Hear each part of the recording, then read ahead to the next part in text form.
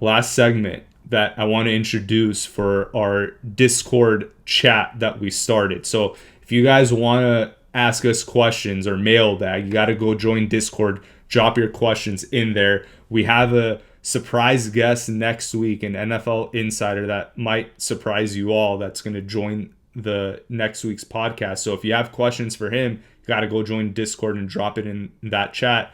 Jeff, Gentleman Jack 8100 from our Discord asked, how will Zach Robinson incorporate Kyle Pitts more into the offense in year 2? I don't think he does.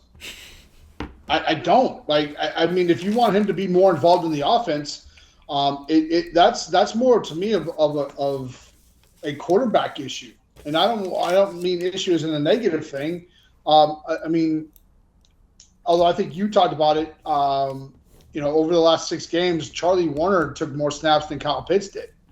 Mm-hmm. And I think that should signal to a lot of people kind of what Zach Robinson actually thinks about Kyle Pitts and what he means to this offense.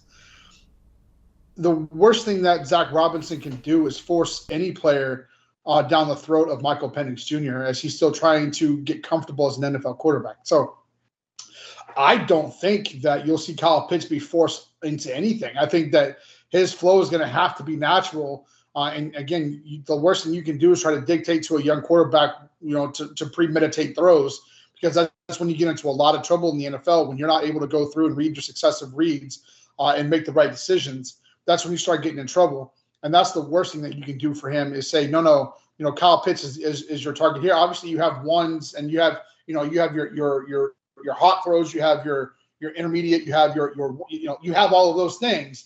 But the worst thing you can do is say, you know what, fuck all of that. Kyle Pitts is going to be your main option here. And so I think that's the wrong thing to do. I think if Pitts is going to be more successful, it's going to be because he's put in the work, and it's because Michael Penix Jr. feels comfortable throwing him the football. So I think Penix probably feels comfortable with Pitts playing, the receiving tight end role. I don't know that the coaching staff feels comfortable with Pitts being a blocking tight end, which is what needs to happen, especially if, going back to our last segment about the offensive line, with the concern we're having for McGarry, we're going to have a reliable blocker, a tight end next to him probably most of the time. That's more Warner than Pitts. So I think that trend's going to continue into 2025. I really believe that Warner is, at this point in time, unless Pitts has this revelation and becomes a block, improves his blocking, I don't see Warner, stepping aside for Pitts. I think Warner's going to be the one taking most of the snaps there. So I know we want him to do well. I know we're all, hoping that the 4th overall pick pans out. I know Terry is. I know Terry wants to be proven right. A lot of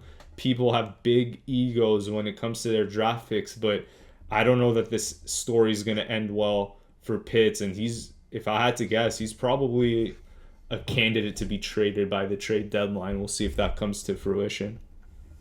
Yeah, I completely agree. And we'll probably talk about that more in later episodes. But yeah, I think you look at potentially 2 guys that will start on this roster and not be here at the trade deadline. And I think Kyle Pitts is definitely one of them.